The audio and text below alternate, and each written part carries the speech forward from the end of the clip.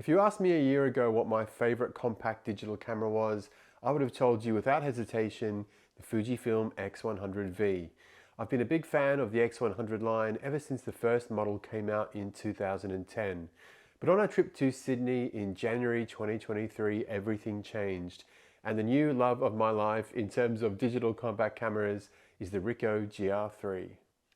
In this video, I'll tell you why I switched from the X100V to the GR3. I'll talk about the Diary Edition version of the camera that I bought. I'll explain some of the differences between the two cameras, and I'll show you some of my favorite photos I've taken with it so far. Now, this is just my first video on the GR3. I'll be doing a second one very soon, talking about why this is the perfect camera for street and travel photographers, and I'll show you tons of photos that I took in Japan in March and April 2023. In my third video, I'll do a review of the Nisi filter kit for the GR3, which is fantastic, so keep an eye out for that one as well. So let's get started. In January 2023, my family and I headed down to Sydney for a 4-night break. Now, I took a mix of film and digital cameras, and you can actually see some of my film shots on really the only good day of weather we had in this video, Sydney on film, featuring the Minolta TC1. Now, in Sydney, I also had my Fujifilm X100V, and you can see some of the images I shot in Sydney with that camera in this video. Must-have accessory, the Nisi black mist filter for X100 series cameras. So when I was in Sydney, I was using the X100V. I had my camera backpack with me, but I wanted a camera in my hand all the time so I could take, snaps here and there on the ferry, walking around. And so what I ended up doing was carrying the X100V in my hand. It was kind of heavy because, it weighs like 450 grams, which is about 17 ounces. And yeah, carrying around this hunk of metal all the time, I was worried I might drop it if someone bumped into me. I put it around my neck for a while, then I felt like, like a big tourist with a big camera around my neck. But it sort of hurt my neck after a while because it isn't the lightest camera in the world. Yeah, so I kind of felt like I just wasn't gelling with it, and I kind of found it a little bit annoying to cart around Sydney all the time, especially in comparison to my film cameras. So I'm very spoilt with the collection of film cameras I have. I have some of the most compact film cameras ever made. Some of my favorites are the Contax T3 and the Minolta TC1. These are tiny, light cameras, and they weigh about half of what the X100V weighs. So although I love the X100V, has some fantastic features, incredible image quality, I was just wishing, I wish I had a digital camera that is as tiny as, the Minolta TC1 or the Contax T3 film camera. Now, while I was in Sydney on the Saturday morning, very early, I arranged to meet up with some photographer friends at Circular Quay. Now, unfortunately, it was pouring with rain, so we didn't get much photography done, but we did go to a local cafe, we had a coffee, and we put all our cameras on the table, and we had a good old chat. So during that time, one of the photographers who I didn't know, I think his name was Jay, he put a Ricoh GR3 on the table, and I sort of said, oh wow, what is that? And I must admit, it caught my eye even more than Theo's Mamiya 7. And when I was looking at the camera, he sort of said, oh, it's a Ricoh GR3. And I was quite intrigued by how tiny this camera was. Obviously I'd heard of them, but I'd never used one before, I'd never seen one. And yeah, I was kind of intrigued all of a sudden about this line of cameras. So when I got back to Brisbane, I started researching the GR3 line. And there was a lot of mentions of a new camera coming out, a special limited edition kit called the Diary Edition version of the GR3. And I was kind of intrigued by this. I'd recently got into the Ricoh R1S film camera, which is one of my favorite film cameras. I absolutely love it. And you can see more about the Ricoh R1S here on Matt Loves Cameras in this video. And partly due to that, I become more intrigued by Ricoh and more intrigued by the GR3 line of cameras. So the Diary Edition of the camera is just a new version of the GR3 with a different color scheme. Instead of the usual black, this camera is metallic gray with the addition of silver accents around the lens. Now, the special limited edition kit came with a few extra goodies. It came with a cream colored canvas case with mocha colored leather accents. It has a finger strap in the same mocha color, and through a redemption code in the kit, you can get a special personally engraved hot shoe cover. How wonderful. But the goodies didn't end there. There were a couple of extra things in the firmware of the camera. So the first thing that was new was a new film simulation called Negative Film. Now that was actually rolled out through a firmware update to all the other GR3 line. But it did come first to the Diary Edition camera, which is pretty cool. And the other thing is that there's an end screen. So when you turn the camera off, there's a nice little Diary Edition screen there, and it tells you how many images you've shot that day. So Ricoh only produced 2,000 of this special limited edition kit, and there was only 20 available here in Australia. So here is the GR3 camera here in the lovely canvas case. I really love this case. It's got a lovely sort of texture to it. Not quite as clean as when I first got it. It's got a bit of wear on it now, but it is lovely. And when you open it up, oh, it's got a nice, leather feel there to it, a bit of leather that says GR there. Open it up, nice and soft and sort of brown felt stuff inside. We take the camera out, careful not to drop it, Matthew. And we've got a nice sort of finger strap here, which also says GR on it, nice sort of mocha leather.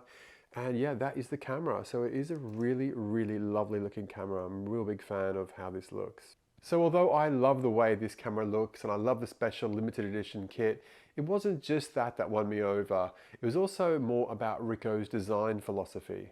The marketing for this camera was slick. Here's an excerpt on Ricoh's thinking behind the Diary Edition model. Diary has the following meaning. The photographer takes snapshots of daily life with the GR as if keeping a diary and expresses him/herself with those photographs as if writing an essay. So maybe you'll love that marketing spiel or maybe you'll hate it. Personally, I work in marketing and communications, and for a company to sort of come out, a camera company to come out and release their design philosophy around a product and how they think that people should use it or how they could use it, I think is really refreshing, and I really love that. It's also incredibly exciting that Ricoh will be bringing out 2 new film cameras in the first half of 2024. Can't wait to see what they're coming up with on that front. So now let's talk about a few of the differences between the X100V and the GR3. The first thing about the GR3 is that it is super light and super compact. This weighs around half of what the X100V weighs, and the footprint of the camera is much smaller. That is the main reason I bought this camera. I've been spoiled by my film cameras being so light and so compact, and I wanted a digital version of that. Unlike the X100V, this truly is a pocket camera. The second difference is that on the GR3 there is no viewfinder. So usually the only camera that I would use that doesn't have a viewfinder is my iPhone. So to have a camera without a viewfinder, it was a bit of a mind shift, I must admit, although I have been really loving it. And I do find that when you're not holding the camera to your face all the time, I think it sort of gives rise to more conspicuous shooting. You're a bit more stealthy, a bit more ninja-like. You can sort of whip the camera out of your pocket very, graciously and just sort of take a few photos without someone noticing, especially when you're on the street or when you're traveling. I think it does have that ability to be a bit more stealthy. When you have the camera strapped around your neck, or it's a bit bigger, or you're raising it to your eye, that's when people will take notice of you more. So I think you can definitely get away with a lot more sort of stealthy ninja shooting with the GR3. And certainly the comparisons with a smartphone don't end with the lack of viewfinder. It's sort of very roughly the same size as an iPhone, I guess you could say, a little bit thicker, but a bit shorter. And yeah, the whole feeling is that it's like a smartphone, but with a better lens, better colors, better features. That's what it kind of feels like to me. The third difference is about the smartphone apps both cameras use.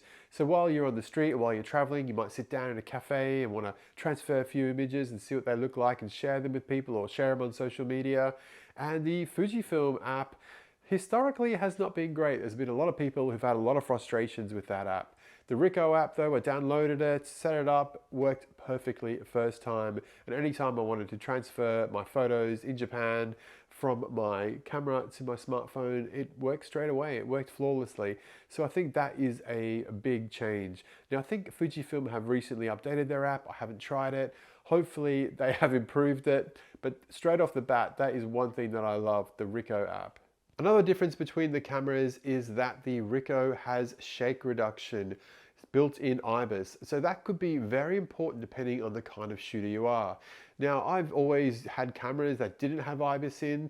So, using the X100V, I just made sure that my shutter speed was, 1/45th, 1/60th, 1/90th of a second at a minimum where I could, and I bump up the ISO. But now, using the GR3, it has shake reduction, and I found that to be very useful. I don't have to crank the ISO up too high. I could take an image with a half a second or a 1 second exposure, and it will turn out pretty well. So that's something that I've been really impressed with the Ricoh. Now, whether you find that useful or not just depends on the kind of photography you do and the kind of shooter you are. The next difference is that the X100V has a flash and the Ricoh does not have a flash. Now, I always set my X100V to have the flash off always, so it doesn't really affect me in any way. There's not much of a difference there for me. Now, the Ricoh does have a hot shoe, like the X100V, it has a hot shoe. So if you want to use an external flash, you can do that if you wish. And if you want to look at a very small, very compact, fun flash, check out my video on the Godox Lux Junior right here on Matt Loves Cameras YouTube. The last main difference I want to touch on is the film simulations that both cameras use. So in the Fujifilm X100V, you have a roll call of legendary 35mm films. You have Acros, Velvia, Provia, lots of amazing sims for you to choose from in there. And in the Ricoh one, you have a few different ones. They don't really take the name of any films because Ricoh, I don't think they ever made film, but you have a negative film, you have a positive film, there's a cross processing, there's a couple of different black and white ones. So at first glance, you might think, the Ricoh hasn't really got a very good range of film sims at all. But you know what? The positive film one on the Ricoh GR3 is fantastic. I love it. I think it is my favorite built-in film sim of any camera.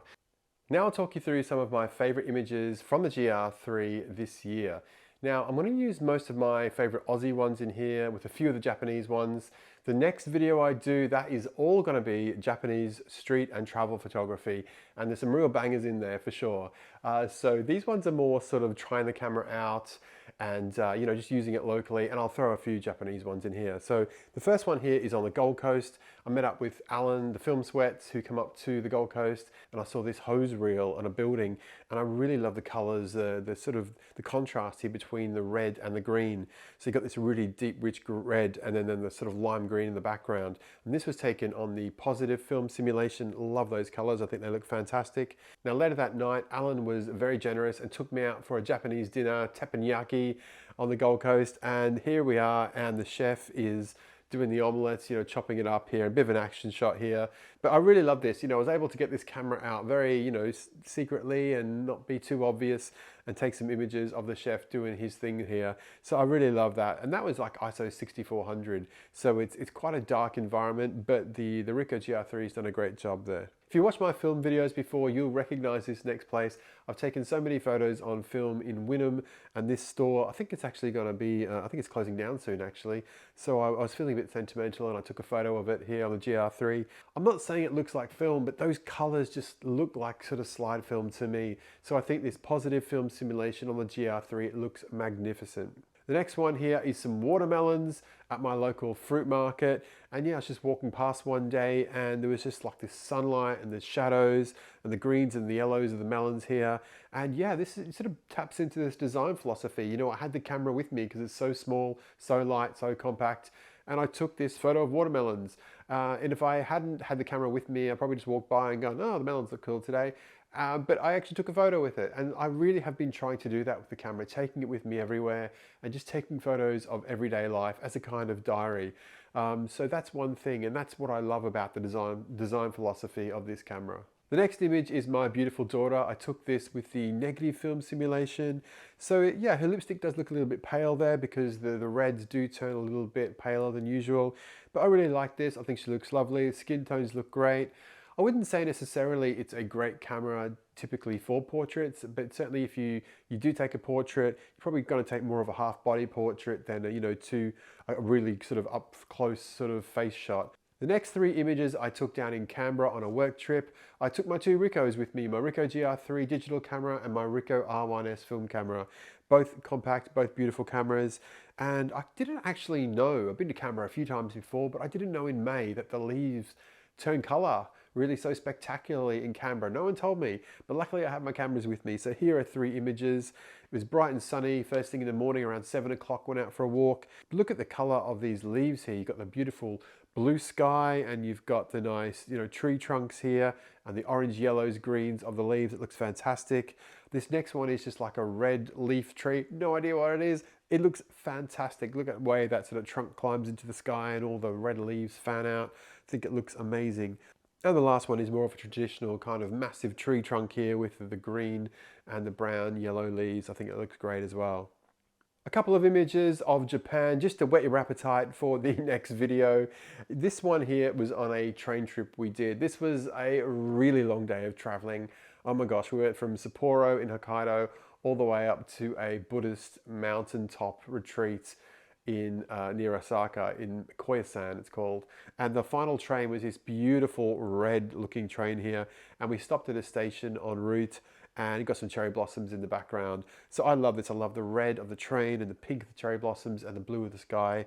Like I said before, I love the colors of this positive film sim. It looks fantastic. And the last image was taken in Nara. Nara is a beautiful little town famous for two things: Daibutsu, which is the great Buddha, and it's in a big Buddha hall, really cool, love that. And the other thing that Nara is famous for is deer. There is like a deer park around the whole of Nara, and yeah, the deer are relatively friendly. You can feed them these deer biscuits that you buy from local vendors, and yeah, they can come up right close to you. And you know, you've got to be careful. They can give you a little bit of a nip if you get a bit too friendly. But the thing is this, like they come up so close to you, and you know, with the GR3, I was able to take this image of the deer, probably only, I don't know, 6 inches, 15 centimeters away from the deer's face. And it's, you know, it's beautiful and sharp, and the deer is looking great. I just love this camera, and to be able to whip a camera out of your pocket and just take a picture very, you know, very gently of a deer right in front of you. I think it is a wonderful, wonderful camera, and I've really loved using it so far. So there you go. There are some reasons why I switched from the Fujifilm X100V to the Ricoh GR3. Now, I'm not saying that one camera is better than the other. I think they're both magnificent cameras. But certainly this year, I've been doing a lot more traveling than I have the last few years.